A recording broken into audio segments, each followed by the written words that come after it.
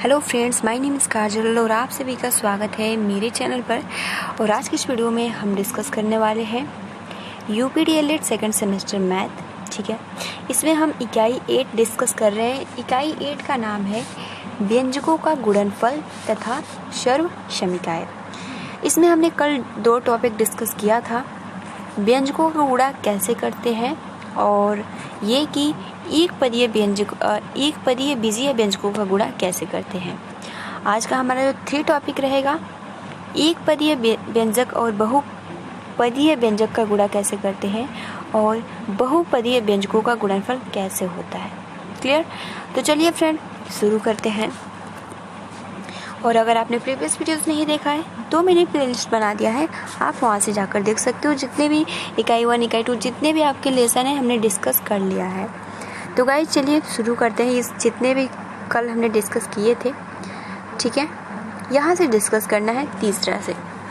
जैसे कि तीसरा जो आपका टॉपिक है वो ये है कि विभिन्न चर वाले एक पदीय व्यंजकों का गुणा, यानी कई सारे चर रहेंगे उनका गुणा। जैसे कि मान लीजिए x into Y into Z into A, इसका हम गुणा कैसे कर सकते हैं, a into B into C into. Clear? अब देखिए कुछ एग्जाम्पल दिया है, उसके थ्रू जानते हैं। तो देखिए कह रहा है कि विभिन्न चर वाले एक पदीय व्यंजकों के गुणनफल को निम्नांकित प्रकार से प्रदर्शित कर सकते हैं। देखिए फर्स्ट जो आपका एग्जाम्पल है वो ये है कि x इंटू वाई बराबर क्या होगा। तो x इंटू वाई बराबर आपका होगा X Y. Clear? X Y होगा, या फिर आप x डॉट वाई भी लिख सकते हो, तब भी आपका एक्स वाई ही आएगा। दूसरा जो सवाल कह रहा है कि x, ठीक है, 1 मिनट, ये आप सभी को गुणा जैसे लगेगा। x, ठीक है, x into Y into Z. अब इसको हम सिंपल कुछ नहीं करते हैं, सिंपल लिख देते हैं x, ठीक है, x y z, यही इसका गुणा हो जाता है। तीसरा जो आपका सवाल है वो ये है कि a into B into C into D. अब इसका गुणनफल करना है तो simple a b c d, यही इसका गुणा हो जाएगा। तो सिंपल अगर पूछा जाए कि विभिन्न चर वाले एक पदीय व्यंजकों का गुणा का क्या होता है, इसकी परिभाषा दीजिए। तो यही होता है कि हम जो चर होता है हम उसी में गुणा कर देते हैं। एग्जाम्पल के लिए x इंटू वाई तो एक्स वाई हो जाएगा, x into Y into Z तो एक्स वाई जेड हो जाएगा, a into B into C into D into E into कितना भी आप कर लीजिए वो लगातार वैसे ही हो जाएगा a b c d।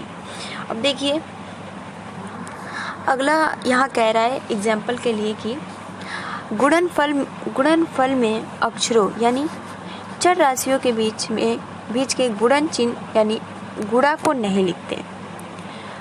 इसी प्रकार अचर तथा चर के गुणनफल में भी गुणन का चिन्ह नहीं लगाते हैं। मतलब कि जो अचर रहता है, जैसे मान लीजिए अचर क्या होता है, 1 2 3 होता है, ठीक है, जैसे कि 2 हो गया, तो अचर तथा चर के गुणनफल में गुणन चिन्ह का यूज नहीं करते हैं। जैसे कि मान लीजिए 2x हो जाता है, इस तरीके से हम कहते हैं। तो देखिए अब दूसरा आपका जो है वो ये है कि एक पदीय व्यंजक और बहुपदीय व्यंजक का गुणा कैसे करते हैं। तो देखिए सबसे पहले तो आप इसका डिफिनीशन याद कर लीजिए। आप सिंपल या आसानी से लगा सकते हो, लेकिन आपके एग्जाम में ना परिभाषा भी पूछता है, तो इसलिए इसको भी आपको याद करना होगा।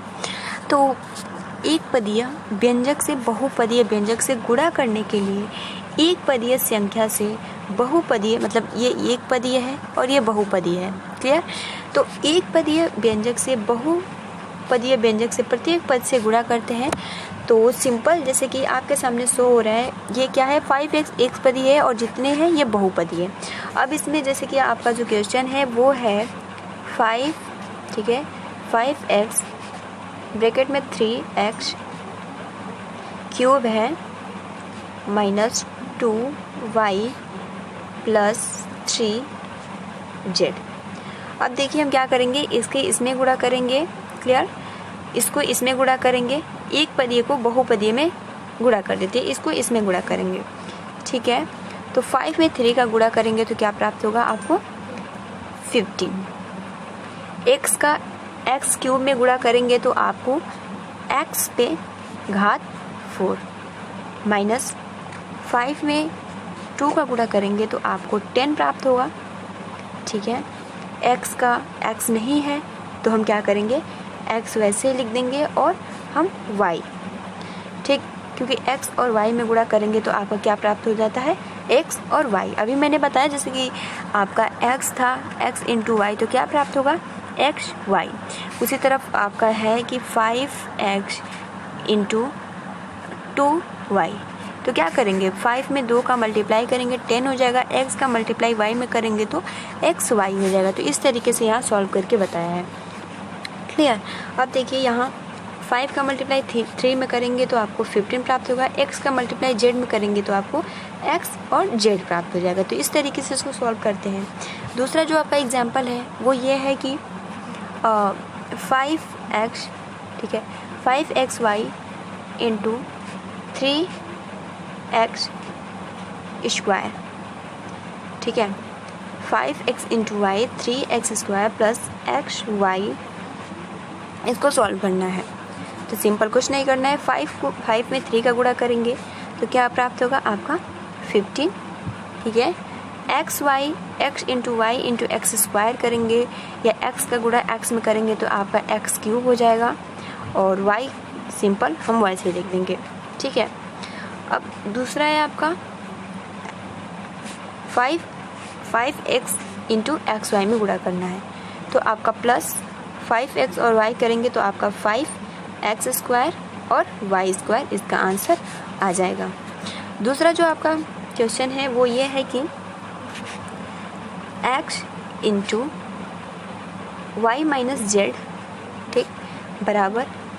अब देखिए इसको कैसे सॉल्व करते हैं, तो देखिए x में y का गुणा करेंगे तो एक्स वाई प्राप्त होगा, x में z का गुणा करेंगे तो आपको एक्स जेड प्राप्त हो जाएगा।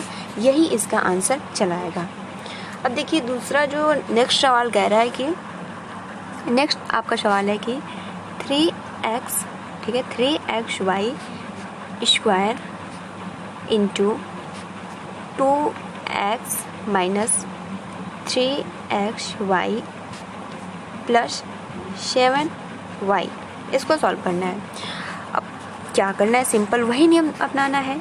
ठीक है, 3 में 2 का मल्टीप्लाई कर दीजिए तो आपका 6 हो जाएगा, x यहाँ भी है और ठीक है, उसके बाद आपका यहाँ x में x का गुणा करेंगे तो आपका x स्क्वायर हो जाएगा और यहाँ पर कोई भी y नहीं है तो हम y ऐसे ही लिख देंगे y स्क्वायर। ठीक है, यहाँ माइनस है, हम यहाँ भी माइनस लिखेंगे, फिर हम इसका मल्टीप्लाई इसमें करेंगे तो आपका 9 हो जाएगा, x स्क्वायर हो जाएगा, ठीक है, और y क्यूब हो जाएगा। ठीक है, क्योंकि यहाँ एक y है और यहाँ y पे 2 घात है, इसलिए यहाँ y स्क्वायर इंटू y करेंगे तो आपको क्या प्राप्त होगा, y क्यूब। तो इस तरीके से आपका यहाँ y क्यूब आया है। अब यहाँ प्लस लिखेंगे, 3 का मल्टीप्लाई 7 में करेंगे तो आपका 21 होगा और 21 यहाँ x नहीं है तो हम x वैसे ही लिखेंगे और यहाँ पर आपका y क्यूब हो जाएगा। तो इस तरीके से इसका आंसर आ गया। ठीक है, तो यही बस सिंपल यही था, एक पदीय मतलब एक पदीय, यहाँ भी एक पदीय है, यहाँ भी एक पदीय, यहाँ भी एक पदीय, तो सिंपल ऐसे ही गुणा किया जाता है। अब देखिए अगला जो आपका पॉइंट है वो है कि बहुपदीय व्यंजकों का गुणा, है ना, बहुपदीय व्यंजकों का गुणा, इसको कैसे करते हैं।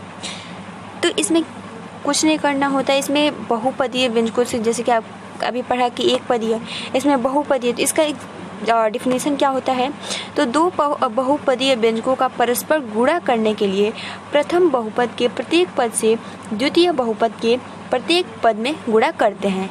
क्लियर, सिंपल, एक बार आप परिभाषा याद कर लेंगे तो आसानी से इसको सॉल्व कर लेंगे।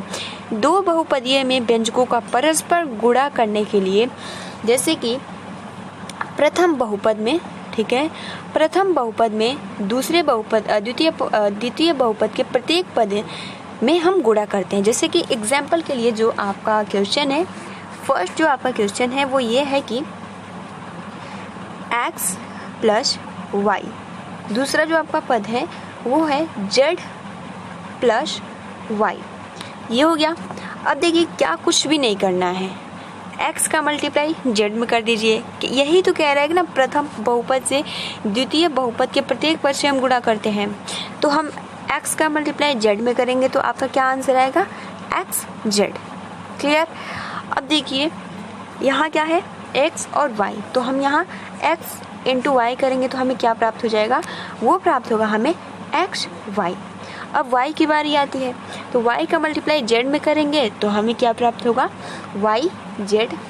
और इसी तरीके से हम y इंटू वाई करेंगे तो y इंटू वाई करेंगे तो हम y थोड़ी ना लिखेंगे, इस तरीके से नहीं, आप घात लिख सकते हो y पे स्क्वायर यानी 2 घात।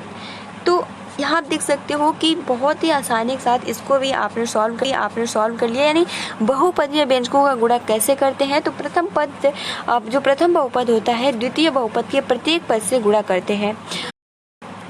देखिए अगला ये वाला सवाल बता देती हूँ बहुत ही अच्छे से, ठीक है। जैसे कि आपका जो क्वेश्चन है वो है